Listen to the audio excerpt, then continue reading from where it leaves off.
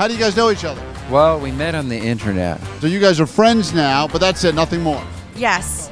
It depends. Cough once if you need us to rescue you. I'm fine. Which one of you two wants to sleep with Elise? Guess Matt? Yes. That's correct, it's Matt, right? Yes. Well, occasionally. Question number 2. Which one of you two doesn't want to sleep with Matt? Elise. Elise, that's correct. On a 0 to 100%, what are the odds that Elise and Matt ever sleep together? Oh, I know this one. Go ahead. It's 0. Let's say 1%. He says 1%. Either that's too high? It's 0. 0%. That's correct. Elise, you're the winner. Yay!